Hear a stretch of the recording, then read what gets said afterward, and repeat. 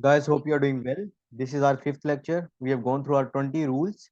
Now we are going to resume our 21st rule of English correction, in which the subject of a sentence that begins with following phrases like a good deal of, a great deal of, a lot of, most of, and some of. In such a situation, the verb agrees with the object of the preposition of, as. इसमें हमने ये देखना है कि of के बाद अगर कोई सिंगुलर है तो हम उसके हेल्पिंग वर्ब या वर्ब को सिंगुलर ट्रीट करेंगे, अगर वर्ब प्लूरल है तो उसके हेल्पिंग वर्ब या वर्ब को प्लूरल डील करेंगे। जबकि अगर हम पीछे रूल में एक पढ़ा था हमने, जैसे आ सीरीज ऑफ अटैक्स, ठीक है, तो उसके लिए हमने हमेशा सिंगुलर यूज किया था। आ सीरीज ऑफ अटैक मतलब एक यूनिट की बात थी, यहाँ पर यूनिट की बात नहीं है, यहाँ पर डिफरेंट है। अ गुड डील ऑफ एक यूनिट की बात नहीं है, अ ग्रेट डील ऑफ एक यूनिट की बात नहीं है, अ लॉट ऑफ एक यूनिट की बात नहीं है, मोस्ट ऑफ एक यूनिट की बात नहीं है, सम ऑफ एक यूनिट की बात नहीं है। वहां था a series of attacks like, तो हम उसके लिए सिंगुलर यूज करते थे। उसके बाद हम कुछ भी होता था, अगर वहां पर कुछ भी मतलब ऐसा आता था, हम उसको सिंगुलर ही ट्रीट करते थे। उसमें जो आपका ऑब्जेक्ट था वो भी सिंगुलर होता था, और आगे भी हम हेल्पिंग वर्ब और वर्ब भी सिंगुलर ट्रीट किया करते थे। अब यहाँ पर ऑफ के बाद आपने देखना है, अगर आपका ऑब्जेक्ट जो है ऑफ के फौरन बाद, जैसे इधर अ good deal of time, time के फौरन, टाइम जो है वो सिंगुलर है तो उसके साथ हैज लगाएंगे। A good deal of efforts plural है तो आर लगाएंगे। असम some of the music was, music singular है तो वाज आ गया। अगर यहाँ पर लेट क्या कोई ऐसा होता है जैसे चिल्ड्रन है तो हमने वाज की जगह वर लगाया। Some of the children were hungry. तो अब आपको ये समझ आ गई होगी कि अगर कोई ऐसे phrases like a good deal of, a great deal of, ऐसी चीजों की यूनिट को जाहिर ना कर रही हो, जैसे सम ऑफ द चिल्ड्रन आर, ये एक यूनिट नहीं है, कुछ बच्चे हैं जो कि भूखे हैं, for hungry. Some of the music was, ठीक है। तो आपने ये देखना है कि ऑफ के बाद जो ऑब्जेक्ट है, अगर वो सिंगुलर है तो उसको एज वर्ब को सिंगुलर ट्रीट करेंगे, अगर प्लूरल है तो प्लूरल ट्रीट करेंगे। अब अगर आते हैं नेक्स्ट पर, उसमें देखते हैं क्या है कि जैसे व्हेन एंड कनेक्ट्स, ये बहुत इंपॉर्टेंट है, ये थोड़ा सा एक डिफरेंस है, ये समझने की जरूरत है। एक छोटा सा दी लगने से सिंगुलर प्लूरल में बदल जाता है और प्लूरल सिंगुलर में बदल जाता है। कैसे, अब देखते हैं।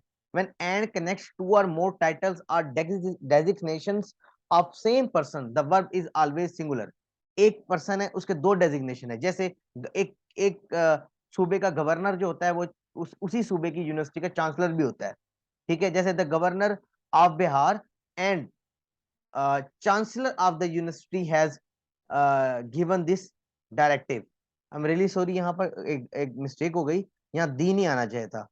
चांसलर से पहले दी नहीं आना चाहिए था, उधर सेक्रेटरी से पहले भी दी नहीं आना चाहिए था, ठीक है। अगर दोनों में दी आ जाए तो सिंगुलर से प्लूरल हो जाता है, ये थोड़ी सी टाइप ऑफ मिस्टेक होगी।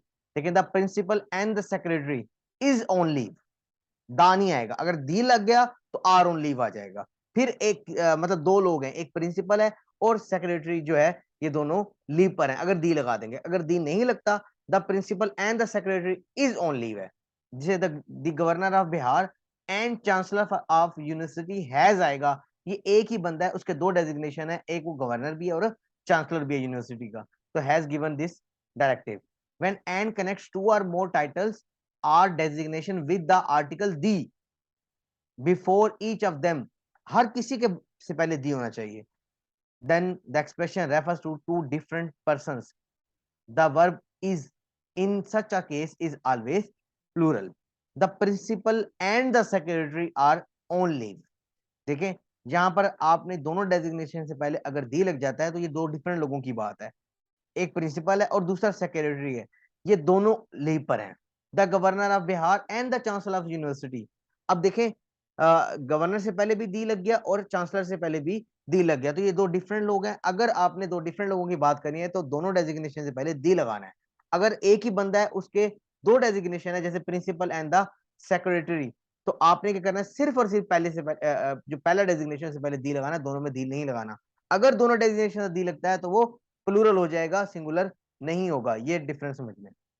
उसके बाद rule 23, if the subject of sentence begins with none of the, the verb is generally plural. हमने पहले ही बात की थी, नन जो होता है, नन वो ऑब्जेक्ट है जिसके बाद प्लूरल ही लगता है। अब नन ऑफ दी भी आ गया तो इसके बाद भी प्लूरल ही लगेगा। नन ऑफ द कैंडिडेट नहीं होगा, कैंडिडेट्स, पहले तो ये भी ख्याल करना है।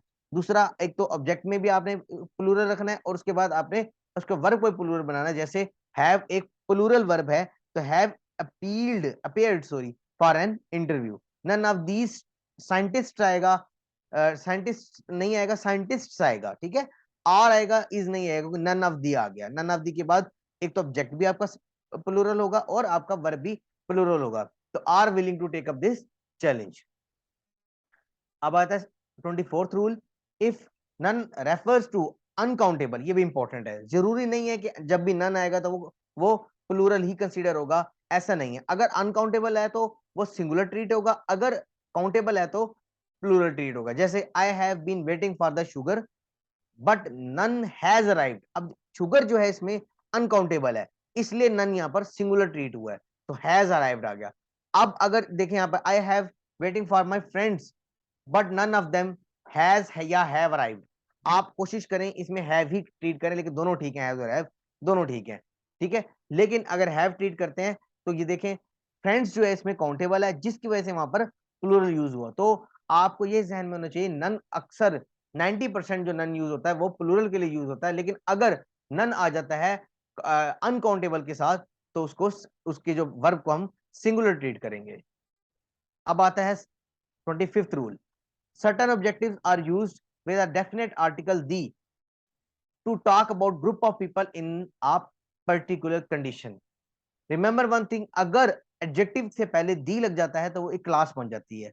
जैसे पुअर है, पुअर एक एडजेक्टिव है, रिच एक एडजेक्टिव है। अगर दी पुअर कहते हैं तो गरीब लोगों की बात हो जाती है, दी रिच कहते हैं तो अमीर लोगों की बात हो जाती है, ठीक है। ये इंपॉर्टेंट बात है, अगर दी लग जाए किसी एडजेक्टिव से पहले या किसी क्लास से पहले।